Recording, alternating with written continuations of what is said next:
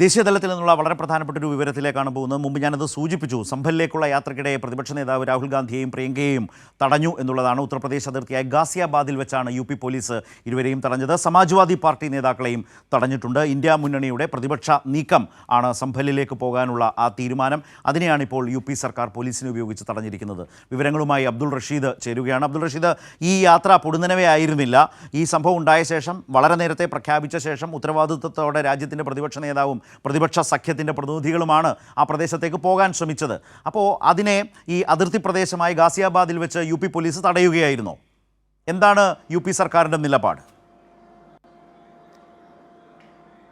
ശരത്ത്, തീർച്ചയായും അങ്ങനെ തന്നെയാണ്. ഗാസിയാബാദിൽ വെച്ചല്ല, ഇപ്പോൾ ഗാസിയാപൂരിൽ വെച്ചാണ് ഇപ്പോൾ ഈ കോൺഗ്രസ് സംഘത്തെ ഒന്നടങ്കം ഉത്തർപ്രദേശ് പോലീസ് തടഞ്ഞിരിക്കുന്നത്. നേരത്തെയും ഇത്തരത്തിൽ പ്രതിപക്ഷ നേതാക്കളൊക്കെ തന്നെയും വലിയ രീതിയിൽ തടയുന്ന ഒരു പ്രവണത ഉത്തർപ്രദേശ് പോലീസിന്റെ ഭാഗത്തു നിന്നും, പ്രത്യേകിച്ചും യോഗി ആദിത്യനാഥ് സർക്കാരിന്റെ ഭാഗത്തു നിന്നും ഉണ്ടായിരുന്നു. എന്തായാലും ലോക്സഭാ പ്രതിപക്ഷ നേതാവ് രാഹുൽ ഗാന്ധിയും ഒപ്പം പ്രിയങ്ക ഗാന്ധിയും ഒപ്പം AICC general secretary KC Venugopal അടക്കമുള്ള 10 അംഗ സംഘത്തെയാണ് ഇപ്പോൾ ഗാസിപൂരിൽ വെച്ച് ഉത്തർപ്രദേശ് പോലീസ് വലിയ സന്നാഹത്തോടു കൂടി തടഞ്ഞിരിക്കുന്നത്.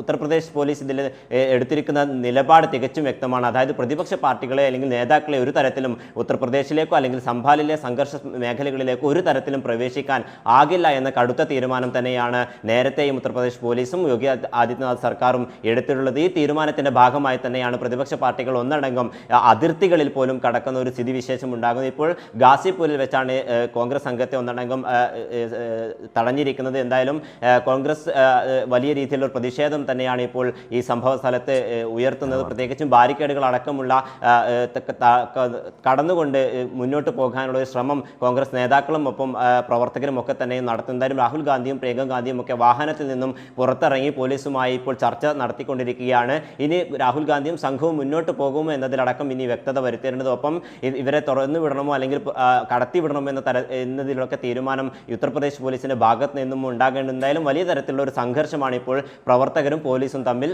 ഗാസിയാപൂരിൽ നടക്കുന്നത്. ശരത്. ശരി, അബ്ദുൾ റഷീദാണ് വിശദാംശങ്ങൾ ഇപ്പോൾ നൽകിയത്. ഏതായാലും ഇന്ത്യ മുന്നണി പ്രതിപക്ഷ സഖ്യത്തിൻ്റെ നീക്കത്തെയാണ് ഇപ്പോൾ രാഷ്ട്രീയ തീരുമാനത്തോടെ യു പി പോലീസിനെ ഉപയോഗിച്ച് BJPയും യു പി സർക്കാരും തടഞ്ഞിരിക്കുന്നത്. സംഭലിലേക്ക് പോകാൻ, സംഭൽ വെടിവെപ്പുണ്ടായ സ്ഥലത്തേക്ക് പോകാൻ കഴിഞ്ഞ ദിവസങ്ങളിൽ തന്നെ ഇന്ത്യ മുന്നണി തീരുമാനിച്ചിരുന്നു. പ്രതിപക്ഷ നേതാവ് തന്നെ അവിടേക്ക് പോകും എന്ന് തീരുമാനിച്ചിരുന്നു. സമാജ്വാദി പാർട്ടി നേതാക്കൾ അതോടൊപ്പം ഉണ്ടാകും എന്നറിയിച്ചിരുന്നു. പ്രിയങ്കയുണ്ട്, മറ്റ് നേതാക്കളൊക്കെ ഉണ്ട്. അപ്പോൾ അത് തടയുന്ന ഒരു നിലപാടാണ് സ്വീകരിച്ചത്. അതാണ് ദേശീയ തലത്തിൽ നിന്ന് വന്നിട്ടുള്ള വളരെ പ്രധാനപ്പെട്ട വാർത്ത. അതേസമയം തന്നെ പാർലമെൻറ്റിൻ്റെ ഇരുസഭകളും ഈ വിഷയം എങ്ങനെ പ്രതിഫലിക്കും എന്നുകൂടി നമ്മൾ അല്പനേരം കഴിയുമ്പോൾ അറിയാനാകും എന്നതുകൂടിയുണ്ട്.